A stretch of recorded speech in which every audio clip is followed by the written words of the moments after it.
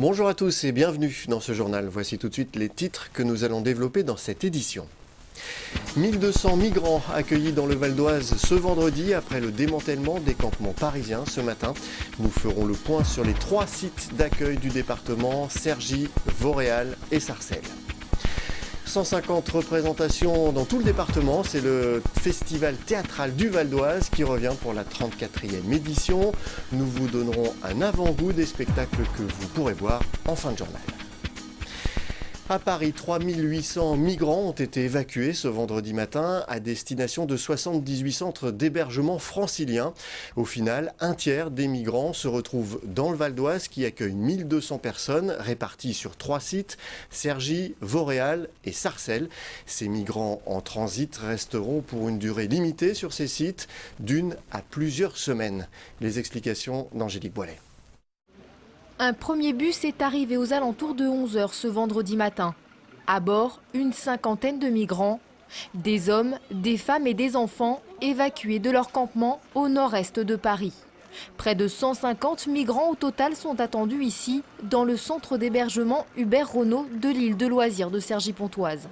Le site avait déjà accueilli une centaine de migrants l'année dernière en provenance d'Allemagne. Pour le maire de Cergy, il était naturel de répondre une nouvelle fois à l'urgence de la situation.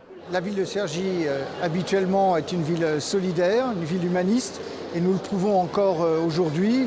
C'est un devoir d'humanité.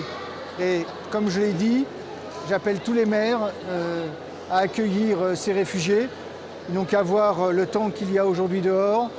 Ce n'est pas l'image de la France que je veux, je veux une image de la France qui accueille. Ces migrants, originaires d'Afghanistan, d'Érythrée, du Soudan ou encore d'Irak, vont être accueillis provisoirement en attendant d'être orientés en province vers des structures d'hébergement adaptées.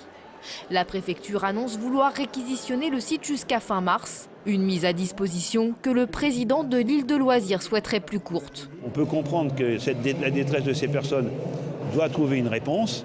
Après, il faut que ça perturbe le moins possible la vie quotidienne de la structure. Et c'est en cela que je demande que nous soyons, si possible, dans une situation de réquisition qui ne dépasse pas le 31 janvier, qui nous permettrait à ce moment-là de répondre à l'exigence de bien accueillir ces populations et en même temps de nous permettre de continuer à fonctionner.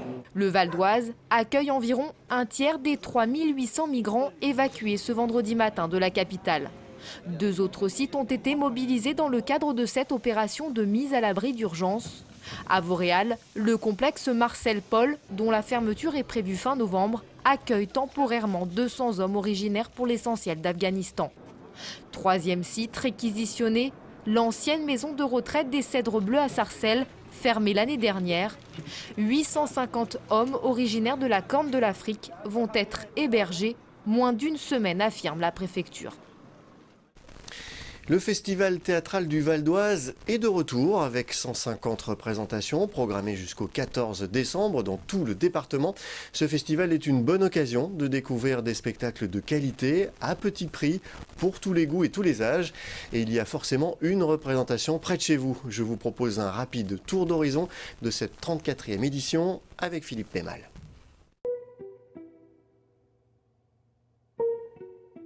C'est reparti pour la 34e édition du Festival théâtral du Val d'Oise. Au programme, 37 spectacles, 120 représentations dans 70 villes et structures du département. Le thème de cette année, au-delà des frontières. Lorsqu'on parle de sans frontières, ce n'est pas uniquement les frontières géographiques, mais ce sont les frontières humaines, de style, de genre, les frontières personnelles des individus. Donc nous avons une vingtaine de spectacles autour de cette notion de frontières. De spectacles qui viennent de l'étranger ou qui posent des problèmes de style et de genre. Pour cette 34e édition du théâtre contemporain, 15 spectacles pour le jeune public, du théâtre d'objets et de marionnettes et des artistes internationaux. Programmé sur tout le département, le festival n'en oublie pas les territoires les plus éloignés, comme le Vexin. Nous avons accentué le travail en direction du Vexin, avec un mini-festival qu'on appelle Théâtre au Chant, qui regroupe plusieurs villes du Vexin, dont Véteuil, Genainville, La Roche-Guyon. Et ce festival Théâtre au Chant est pour nous une action exemplaire de la décentralisation et de l'exigence artistique que nous amenons sur le territoire. Parmi les 37 spectacles, 8 créations coproduites par le festival. Cette année, nous coproduisons un certain nombre de spectacles avec le fonds de création mutualisé que nous avons mis en place sur le département, avec plusieurs créations importantes, dont celle, par exemple, de Letellier, qui est un artiste associé au théâtre de Chaillot. Ces créations marquent la modernité du territoire et sa volonté de s'inscrire dans le théâtre contemporain.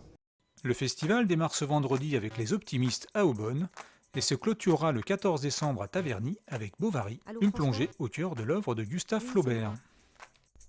Emma, c'est moi. C'est nous. C'est eux.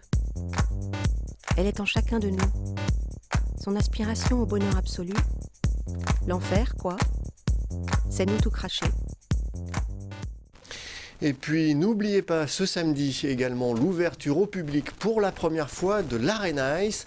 Construit sur la plaine des Linandes à Cergy, ce temple des sports de glace propose 2 patinoires de 1800 mètres carrés de surface de glisse.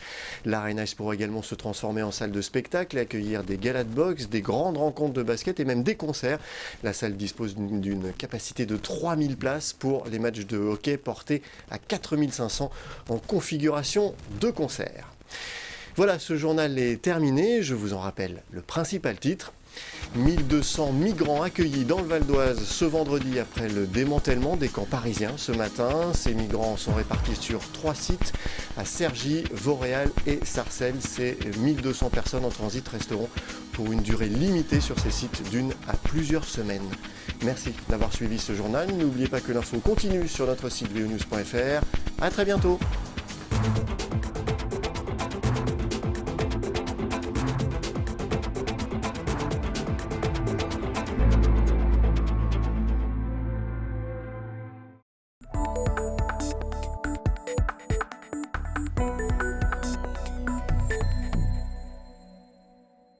Des lignes ou des traits pour la structure du tableau et de la couleur pour l'ambiance, ce sont les marques de fabrique de Nadia Vuillaume. Cette artiste valdoisienne représente la réalité telle qu'elle la ressent et non telle qu'elle la voit. Personnage, nature morte, abstrait, Nadia Vuillaume peint pour échanger et pour transmettre ses émotions. Moi, il y a une impression que je veux donner, il y a un sentiment. Je vais jouer avec les courbes, avec les espaces couleurs. Mais quelque part, le final, quand la toile voudra plus que je la travaille, elle va me le faire savoir. Et là, que j'ai abouti ou pas, il faudra s'arrêter. Les tableaux de Nadia ont une âme. C'est un échange, un dialogue entre la toile et son peintre. Tous ces tableaux ont une histoire, quelque chose à raconter. Ici, un meuble rouge rescapé d'un incendie, là des impressions de voyage, ou encore cette série sur la difficulté d'être parent et adolescent dans cette époque troublée. Je dialogue avec les personnes qui regarderont ces tableaux. J'essaie de leur transmettre quelque chose, de les faire réagir à quelque chose. Ça peut être la beauté d'un paysage, ça peut être la détresse d'un être humain. Je pense qu'il est important qu'on réapprenne à regarder l'autre et à s'y intéresser. Même si un tableau peut choquer en disant « Mon Dieu, elle aborde un sujet difficile », il y a toujours une note d'espoir. Il faut simplement apprendre à lire le tableau. Nadia Vuillaume peint sa première toile à 14 ans. Élevée dans la campagne normande, elle s'imprègne des couleurs de la nature et rêve de voyage. Ce sera Paris, New York, puis la Norvège. 2 enfants suivront, mais elle continue à peindre et donne des cours. Ses enfants devenus grands, elle décide de consacrer tout son temps à la peinture. Sa méthode de travail n'a guère changé avec le temps. Tout commence par un dessin. Donc au départ, on a un croquis où il n'y a pas de fantaisie, il n'y a que une perspective, point barre, et des couleurs, puisque moi, c'est quand même la couleur. Je note les couleurs parce que je les vois.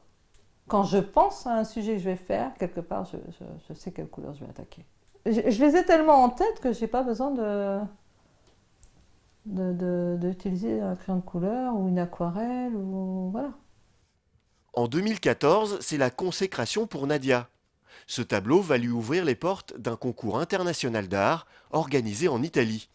Elle dépose un dossier et va gagner le prestigieux prix Raffaello Sanzio. C'est la reconnaissance de mon travail. Ça, c'est ce que moi je cherchais. On travaille normalement pour gagner de l'argent. À partir du moment où on est artiste, c'est vraiment, c'est pas qu'on n'en a pas besoin, mais c'est très compliqué. Vendre du tableau, c'est compliqué. Si on ne vit pas de son travail, c'est quand même bien de recevoir un prix. C'est-à-dire qu'on vous reconnaît, vous êtes là, vous existez, ce que vous faites, ça a une valeur. C'est ça, hein, le prix quand même. Hein. Je suis contente parce qu'il y a tellement de moments difficiles, il y a tellement de moments de doute, de solitude. Je regarde Raphaël et je suis plus toute seule maintenant. Pour Nadia Vuillaume, cette reconnaissance artistique devrait lui ouvrir de nouvelles opportunités sur le marché international. En attendant, elle a créé son site internet et expose en galerie et sur les marchés d'art. Une exposition indispensable pour vendre ses toiles. Nadia le sait bien, peindre des tableaux et recevoir des prix, c'est gratifiant, mais les vendre, c'est encore mieux.